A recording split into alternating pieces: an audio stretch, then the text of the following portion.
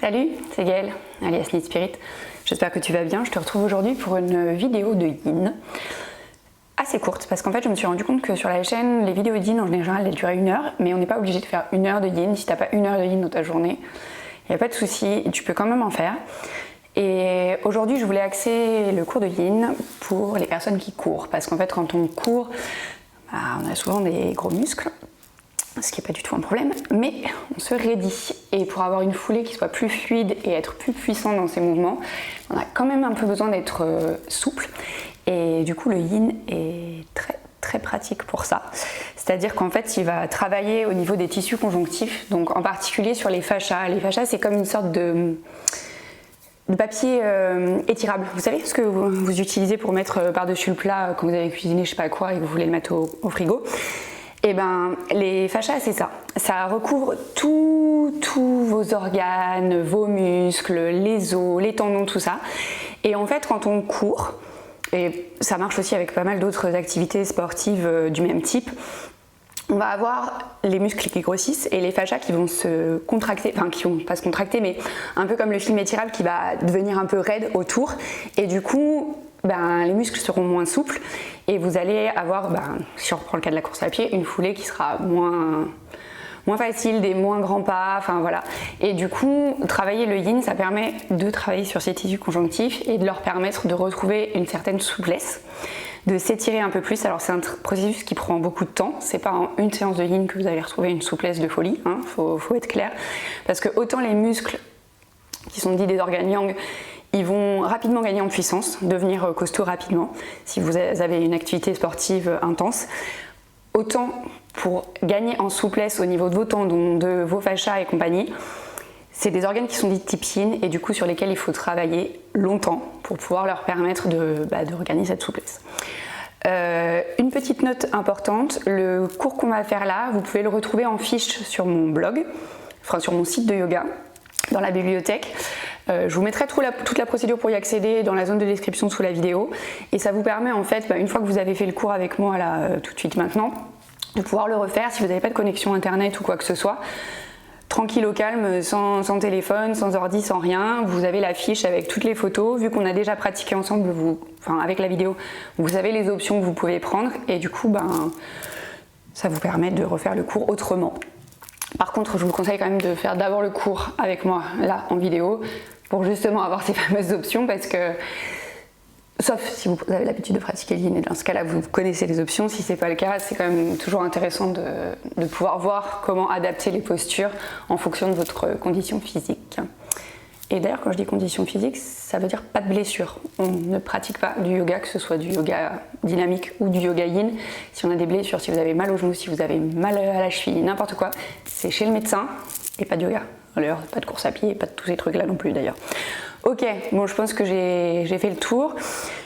Au niveau du matériel, votre tapis. Pensez quand vous pratiquez le yin à prendre un tapis qui soit relativement épais, surtout si vous êtes sur un sol, genre comme moi là, c'est du parquet, ou si c'est du carrelage. Alors si c'est la moquette, c'est sûr que ça va, mais si c'est un sol dur, prenez un tapis épais parce qu'en fait on reste quand même longtemps dans les postures et si c'est un peu raide, ça va pas être hyper confortable. Des vêtements dans lesquels vous pouvez bouger. Si jamais, alors moi ici là il fait chaud parce qu'on est fin juin et tout va bien.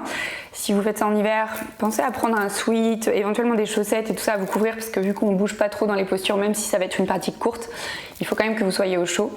Parce que quand on ne bouge pas, les muscles ont tendance à se raidir, vous allez avoir froid, vous n'êtes pas bien et du coup c'est pas du tout ce qu'on cherche pendant ce quart d'heure qu'on va passer ensemble. Donc voilà, vêtements confortables, un tapis assez épais.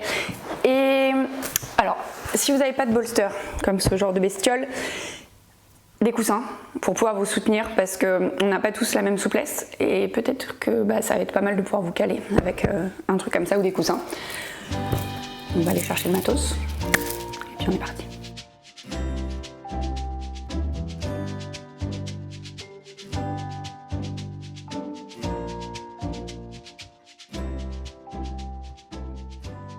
Donc pour la première posture, vous allez venir ramener vos pieds ensemble, plante de pieds ensemble. L'écartement entre vos talons et votre bassin, c'est à vous de voir la posture dans laquelle vous êtes confortable. Ce qu'on va chercher ici, ça va être à étirer l'intérieur des cuisses et éventuellement l'extérieur au niveau des fessiers. Parce qu'en fait, la pratique aujourd'hui, elle va vraiment être axée sur les jambes, puisque c'est ça que vous utilisez pratiquement principalement en course à pied, hein, on court pas trop sur les mains.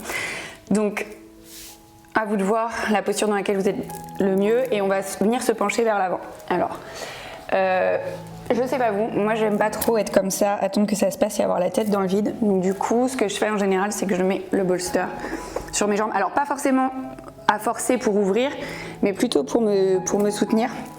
Donc ici, pour soutenir la tête. Si jamais c'est pas assez, ben, vous empilez les épaisseurs, ou sinon vous pouvez aussi, je vais me mettre de profil pour que vous voyez un peu mieux.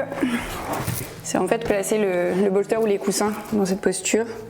Vous voyez ici, si j'ai moins de souplesse, que je peux pas trop me pencher vers l'avant, ben, je suis penchée ici. Alors l'important c'est quand même de ressentir la sensation, hein, ici d'ouverture et éventuellement ici derrière. Et après, bah, vous adaptez l'inclinaison du bolster ou des coussins en fonction de votre condition aujourd'hui, parce qu'évidemment, si vous faites ça le matin, vous allez être beaucoup plus raide que si vous faites ça le soir. Donc à vous d'adapter. Et quand vous êtes bien calé dans votre posture, donc moi ici, ce sera pas là, ce sera plutôt là, tout de suite maintenant, bah, vous relâchez tout le corps. Vous pouvez fermer les yeux et on est parti pour 3 minutes dans cette posture.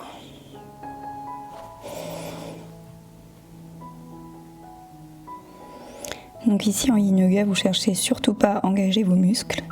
Vous essayez de les détendre au maximum. C'est pour ça d'ailleurs qu'on utilise le bolster, les coussins, tout ça pour se caler.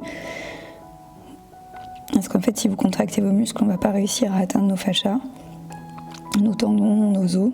Et c'est eux qu'on cherche à travailler. Donc il faut vraiment essayer au maximum de relâcher les muscles dans les zones qui sont ciblées sur la pratique.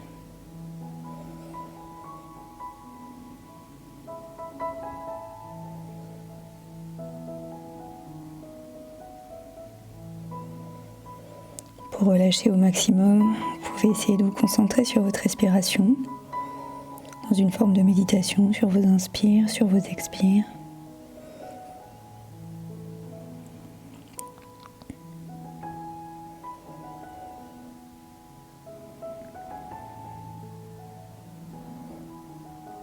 Je vous rappelle nos 3 principes en yin yoga.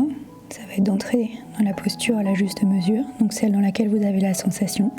Ici, étirement intérieur des cuisses, extérieur au niveau des fessiers. Deuxième principe, c'est qu'on va rester longtemps dans les postures. Donc ça, c'est pour relâcher les muscles.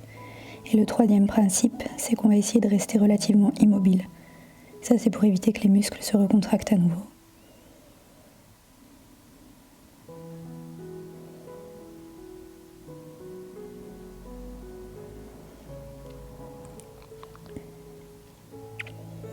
Si à un moment donné dans la posture vous sentez que ça devient trop intense à cause de la gravité qui fait son travail et qui vous pousse vers le bas, vous pouvez tout doucement redérouler la colonne et vous redresser légèrement, ou éventuellement bouger vos jambes, mais faites-le tout doucement.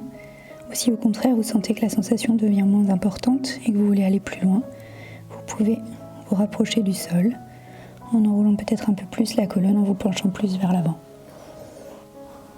Ou éventuellement en enlevant un coussin ou deux, en enlevant le bolster à vos doigts, mais toujours tout doucement.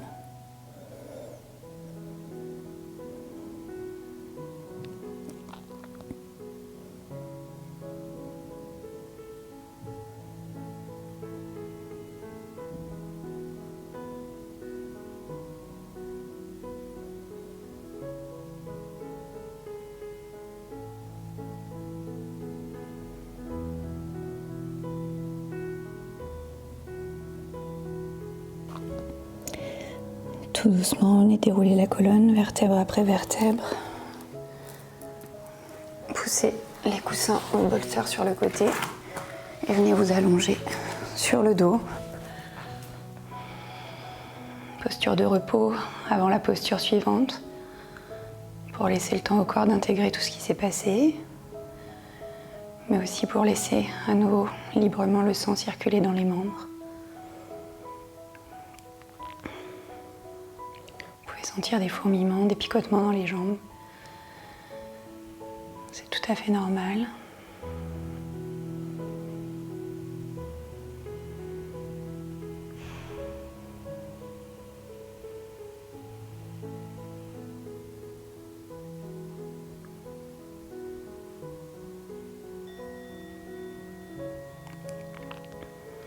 Vous allez ramener un genou, puis l'autre à la poitrine.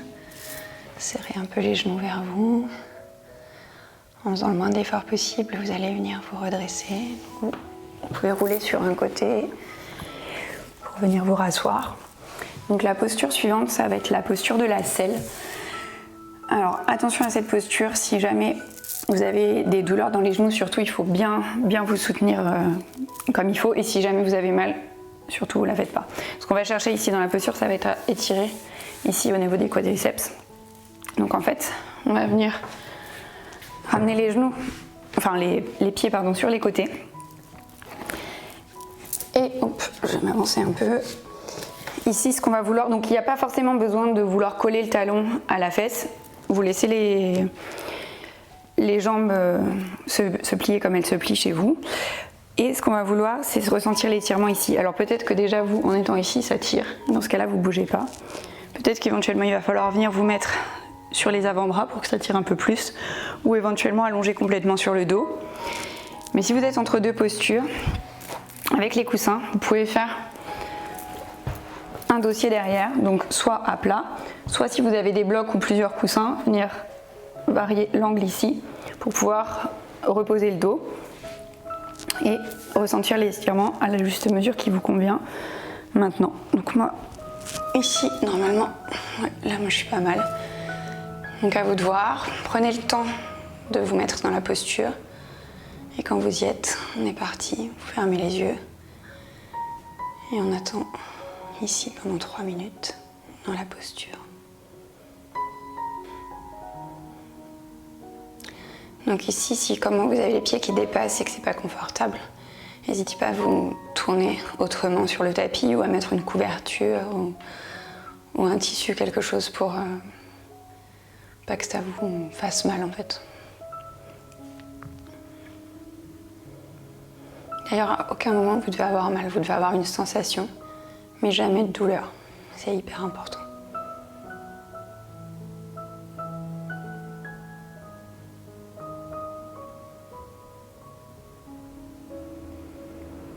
Et du coup, comme pour la posture précédente, si vous sentez à un moment donné que ça devient trop intense, ou au contraire pas assez, faites les modifications qui vous conviennent pour retrouver une sensation.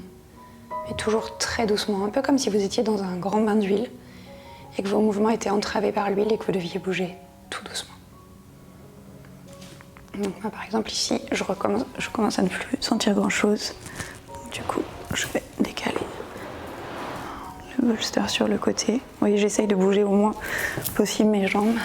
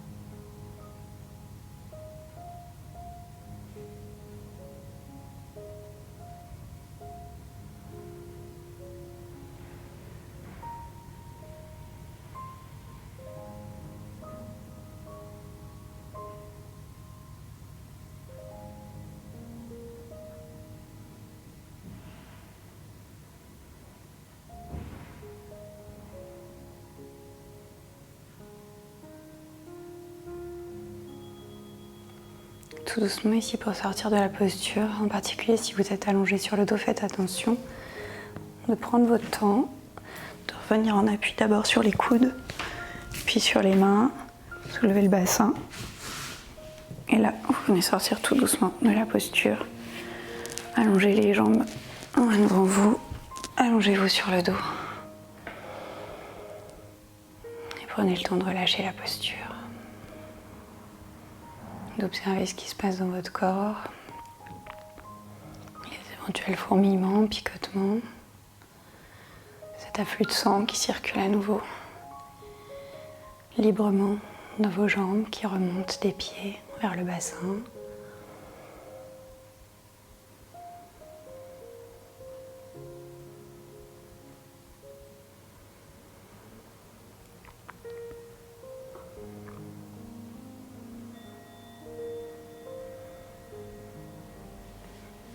Pour la dernière posture, vous allez venir amener les genoux vers vous, serrer les genoux contre vous, rouler sur un côté pour venir vous rasseoir. Et ici, ce qu'on va chercher pour la dernière posture avant le repos final, ça va être l'étirement à l'arrière des jambes. Donc vous allez ramener vos deux jambes devant.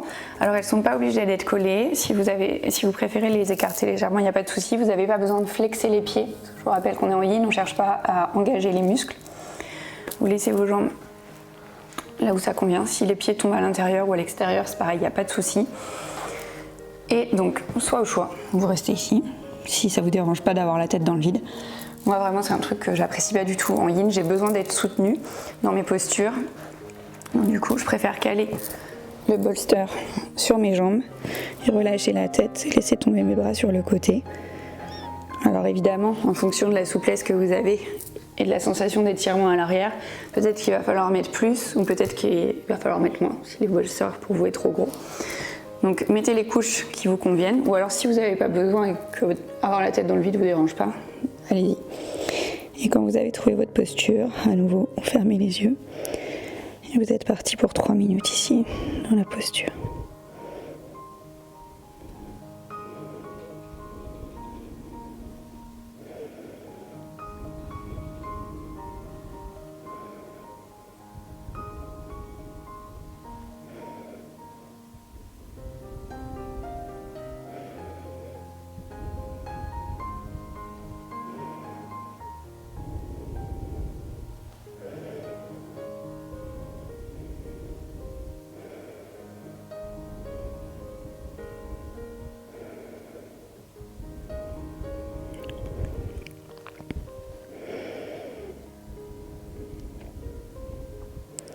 Ce type de pratique, n'hésitez pas à le faire si vous courez le matin, à le faire le soir de votre pratique, ou si vous avez couru le soir, à le faire le lendemain matin.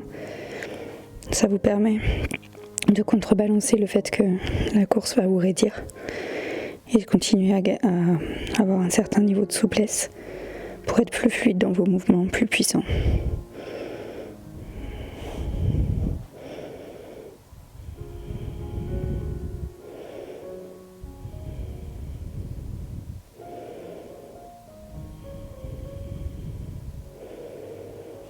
Pensez par contre à rester quand même au moins 3 minutes dans chaque posture, comme je vous l'indique.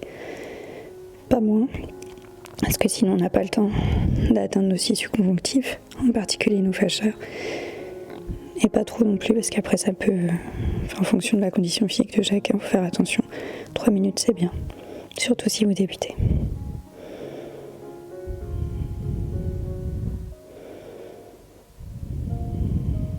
Et prenez le temps de repos, surtout entre chaque posture.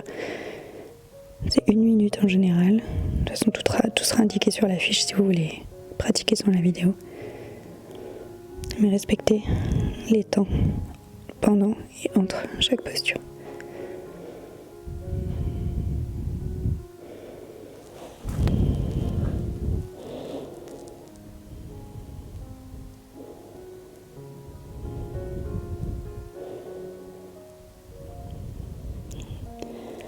Comme à chaque fois, si à un moment donné vous sentez que la posture elle devient trop intense ou alors pas assez, faites les modifications qui conviennent. Pour ma part, au bout d'un temps, je suis obligée d'enlever le bolster parce que je ressens plus rien dans les jambes. Du coup, je me retrouve avec ma tête dans le vide. Puis évidemment, j'aurais pu prendre une brique pour mettre en dessous de ma tête, mais j'ai pas pris mes briques.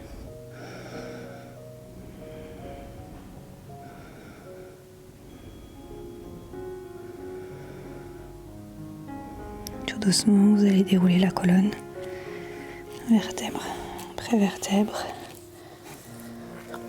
Et là, vous allez venir vous allonger au moins 1 minute pour l'entre-deux postures, voire plus longtemps, si vous avez un peu de temps devant vous. Pour un pentacle, la posture de repos final en yin yoga, qu'on appelle savasana, en yoga de type yang, comme le vinyasa ou l'ashtanga. Prenez le temps de relâcher toutes les tensions, de laisser le temps à votre corps d'intégrer tout ce qui s'est passé. Et vous voyez, c'était une pratique de yin assez courte, à caser, je l'imagine, bien plus facilement dans vos journées que les pratiques d'1 heure que j'ai pu vous proposer jusque-là. Si ce format vous intéresse, surtout, n'hésitez pas à me le dire dans les commentaires. Pareil pour le principe des fiches, je crois que j'ai pas vraiment eu beaucoup de retours sur le sujet. Donc surtout, n'hésitez pas à me dire si c'est utile. Parce que mine de rien, ça prend du temps, alors si ça vous sert à rien, peut-être pas la peine que je continue si vous préférez que les vidéos et pas les fiches. Voilà, bref, hâte d'avoir votre avis sur le sujet. En attendant, bonne fin de pratique, namasté, à bientôt pour une prochaine.